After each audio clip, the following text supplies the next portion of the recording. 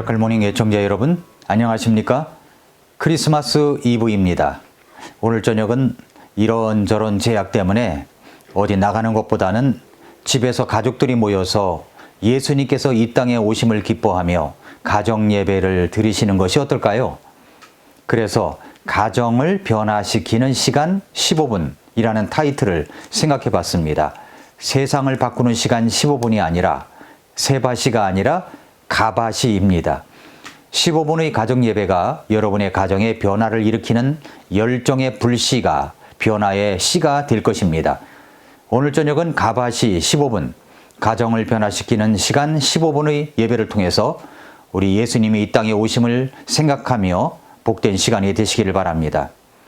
여러분은 빈방 있습니까? 라는 연극을 본 적이 있으십니까?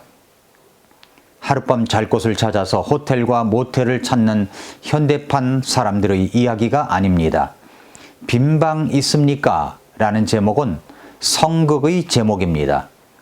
1981년 이후에 매년 이맘때가 되면 공연되는 연극이기도 합니다. 원래 이 연극은 미국의 어느 교회 고등부에서 한 연극이라고 합니다.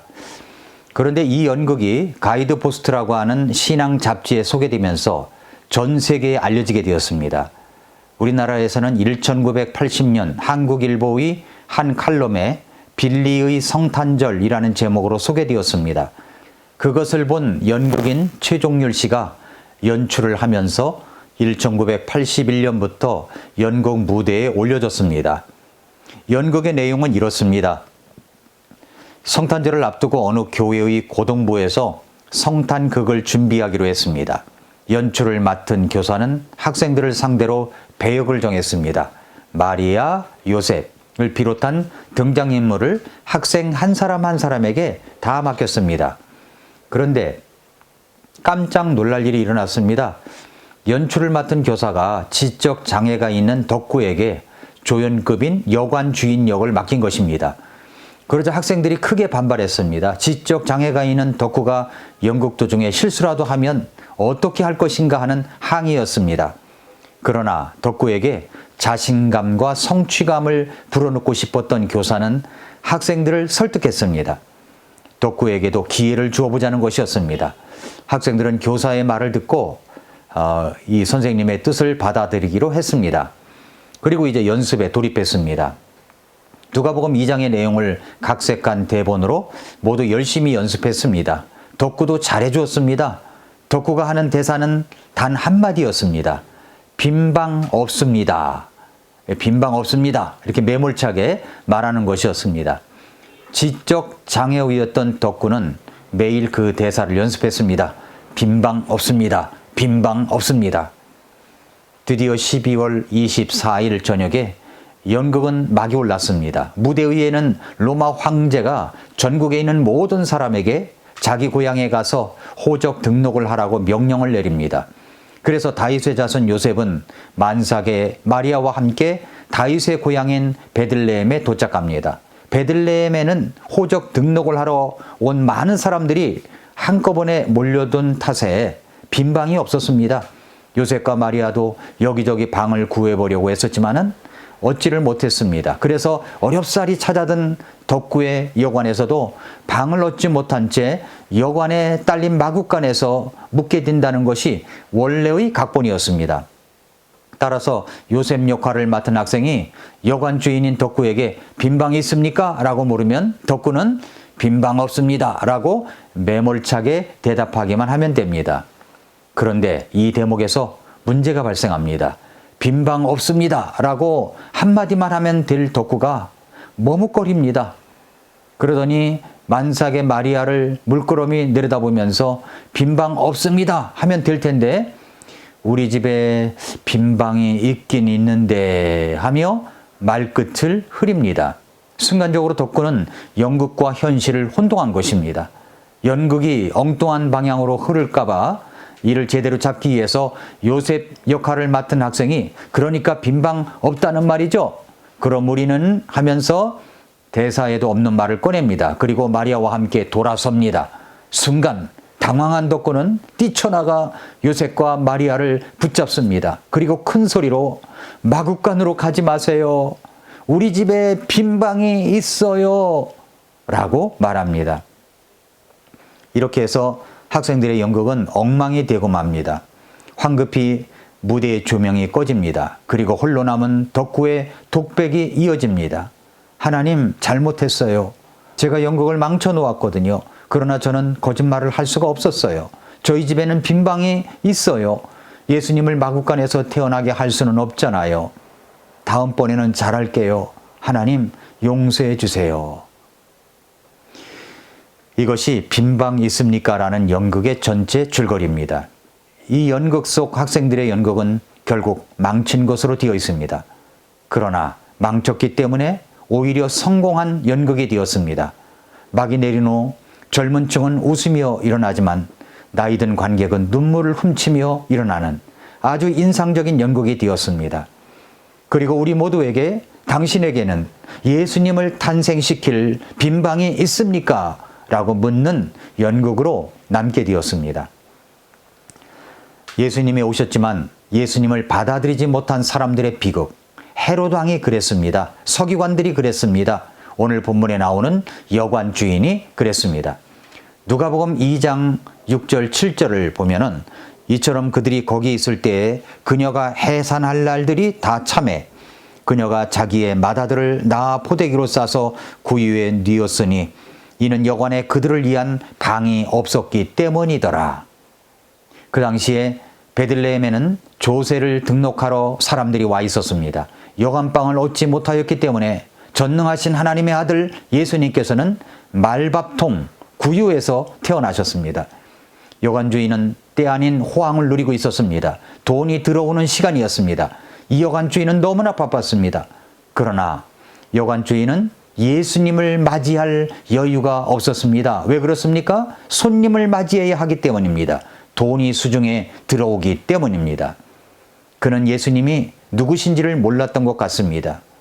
예수님은 누구십니까? BC와 AD로 나눈 사건이 일어났던 분입니다. 예수님이 오시자마자 역사가 나누어졌습니다. 예수님이 오시자마자 그때부터 역사를 다시 세기로 한 것입니다. 그러나 여관주인은 돈을 벌기에 너무 열중한 나머지 아기 예수님이 같은 집에 있을지라도 경배를 하지 못했습니다. 너무 바빠서 그랬습니다.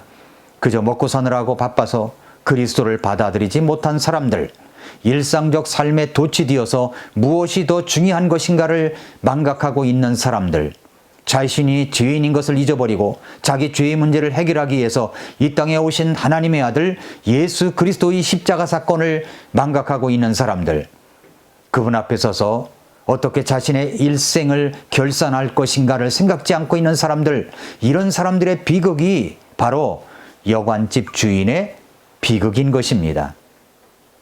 그저 먹고 사느라 바빠서 그리스도를 받아들이지 못하는 사람들, 일상적 삶에 도취되어 무엇이 더 소중한 것인가를 망각하고 있는 사람들, 이런 사람들의 비극이 바로 여관 주인의 비극인 것입니다. 땀 흘려 일하는 것 정말 소중한 것입니다. 살아가기 위해서 돈을 버는 것도 정말 중요합니다. 그러나 그것 때문에 더 중요한 것을 놓쳐버리는 사람들은 정말 어리석은 사람들이라는 것입니다. 덜 중요한 것 때문에 더 중요한 것을 놓치는 사람들은 여관집 주인과 같은 사람들입니다. 내 영혼이 하나님 앞에 어떤 모습으로 만들어져 가고 있습니까? 이 짤막한 삶이 끝났을 때 나는 저 영원한 순간 앞에서 어떤 모습으로 설 것입니까? 내 짤막한 인생 속에서 저 영원한 세상을 향한 생각을 갖고 있습니까? 잔치에 대한 예수님의 비유가 있습니다. 잔치에 초대를 하였더니 어떤 사람들은 소를 사서 못 간다고 이야기합니다. 새 차를 샀기 때문에 못 간다는 이야기입니다. 오늘은 시운전을 해야 하기 때문에 못 간다고 이야기합니다. 집을 새로 계약을 해서 가봐야 한다고 말합니다. 남의 집 결혼식을 가봐야 해서 못 간다고 이야기합니다. 우리 집 애 100일장에 나가야 해서 학원 가야 해서 못 간다고 이야기합니다. 이 비유에서 주인은 어떤 마음이었겠습니까? 이 말씀을 통해서 우리는 주인의 마음을, 그 분노와 슬픔을 읽을 수 있어야 합니다. 그래서 주인 되신 하나님은 이렇게 이야기합니다. 할 수 없다. 그들로 자기네들의 일을 하게 하라. 돈 버느라 바빠서 신앙에 대한 관심이 없는 사람들을 내버려 둬라. 쾌락에 빠져서 살아계신 하나님을 향한 열정을 상실한 그들을 버려두라. 대신 마음이 가난한 자들을 데려오라. 천국을 향한 꿈을 가진 사람들을 데려와라. 예수님의 사랑 때문에 마음이 설레는 사람들을 데려오라. 내가 그들을 위해서 잔치를 열겠노라. 이 비유는 하나님의 왕국의 잔치를 베풀고 우리를 초청하시는 주인 되신 예수님을 말씀합니다. 우리를 예배에 초청하시는 예수님의 마음을 말씀합니다. 여러분은 이 예수님의 마음을 이해할 수가 있겠습니까? 이해할 수가 있겠습니까? 어느 날 이 세상에 막이 내릴 때 주님께서 그날에 벌어질 광경에 대해서 이렇게 말씀하셨습니다. 마태복음 24장 37절을 보면은 오직 노아의 날들과 같이 사람의 아들이 오는 것도 그러하리라. 홍수 이전 시대에 노아가 방주로 들어간 날까지 그들이 먹고 마시고 장가가고 시집가고 하면서 홍수가 나서 그들을 다 쓸어버릴 때까지 알지 못하였나니 사람의 아들이 오는 것도 그러하리라 말씀을 하셨습니다. 이 말씀을 유의해서 생각하고 보시기 바랍니다. 예수님께서 먹고 마시고 장가가고 시집가는 것을 나무라시는 것이 아닙니다. 주님은 결혼식에 가셔서 축복까지도 해주셨던 분입니다. 왜 이 말씀을 하신 것입니까? 주님께서 다시 오신다는 것을 깨닫지 못했다는 사실을 말씀하시는 것입니다. 일상생활에 너무 바빠서 그렇습니다. 그들을 다 쓸어버릴 때까지 알지 못하였다고 합니다. 사소한 일 때문에 너무 바빠서 더 중요한 주님의 초청을 거절하고 자기 뜻대로 살아가는 사람들을 말씀하시는 것입니다. 이들은 일상에 너무 바빠서 주님께서 마련하신 예배의 감격도, 우리를 구원하신 구원의 기쁨도, 나를 거듭나게 하신 사랑에 감사해서 드리고 싶은 드림의 즐거움도 뒤로 하는 사람들입니다. 예배는 하나님을 하나님으로 인정하고 예수 그리스도를 가장 존귀하게 여기는 태도입니다. 그런데 그 예배를, 잔치를 소홀히 여깁니다. 자기 일을 위한, 자기의 유익을 위한 일은 가장 먼저 하지만 하나님이 마련하신 일은 뒤로 자꾸만 밀어냅니다. 예수님께서 자기 집에서 탄생을 하시지만 예수님을 위한 공간을 내드리지 못하고 돈만 벌어들이는 일에 한몫 챙길 수 있는 것들에만 집중했던 어리석은 여관주인과 다를 바가 없는 사람들이 지금도 있습니다. 아니, 이곳에도 이 말씀을 듣는 여러분 가운데서도 혹시 있지 않을지 모르겠습니다. 여러분은 진정한 성탄을 맞이하고 있습니까? 여러분은 이 첫 번째 크리스마스를 맞이한 주인공과 비슷하지는 않습니까? 이기심과 욕심 때문에 주님을 영접하지 못하고 있는 것은 아닙니까? 예수님 때문에 내가 손해본다고 생각하여 그분 앞에 자신을 드리지도 못하고 있는 것은 아닙니까? 알 것은 다 알고 있는 것 같습니다.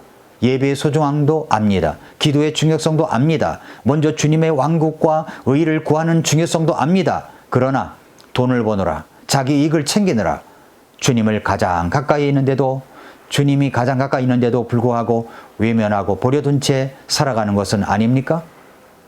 성경에서 가장 슬픈 구절이 어떤 구절인지 아십니까? 요한복음 1장 11절입니다. 그분께서 자기 백성에게 오심에 그분의 백성이 그분을 받아들이지 아니하였다라고 하는 것은 이 말씀이 바로 정말 슬픈 구절입니다. 주님께서 오셨지만 사람들이 주님을 받아들이지 않습니다. 거절합니다. 주님께서 여러분을 주님이 마련한 잔치에, 즐거움에, 기쁨의 자리에 초청을 하였는데 여러분이, 우리 중에 어떤 사람이 거절한 것입니다. 주님의 기다림은 무한정하지 않습니다. 주님의 초청은 끝나는 시간이 분명히 있습니다. 여러분을 위한 권고의 말씀도 더 이상 이제 하시지 않을 시간이 다가옵니다. 이 성탄을 맞을 준비를 하십니까? 나를 위해서 오신 주님을 감사하고 찬양하고 경건하게 한 해의 마지막을 보내며 진지하게 주님을 생각하고 묵상하는 시간을 가짐으로 그 예수님을 예배하는 것이 진정한 의미에서의 성탄입니다. 여러분은 성탄을 맞을 준비가 되셨습니까? 예수님의 탄생은 과거의 역사이지만 구주로 오신 예수님을 나의 구세주로 받아들이면 구원을 받습니다. 아직 구원받지 못한 여러분들, 예수님을 믿고 구원받으시길 바랍니다. 이미 구원받은 여러분들, 예수님이 이 땅에 오심을 감사하며 찬양하는 귀한 하루가 되시길 바라고, 성탄 감사 예배가 되시기를 바라고, 또 이번 주일 예배가 되실 수 있으시기를 바랍니다. 오늘도 미라클 모닝입니다.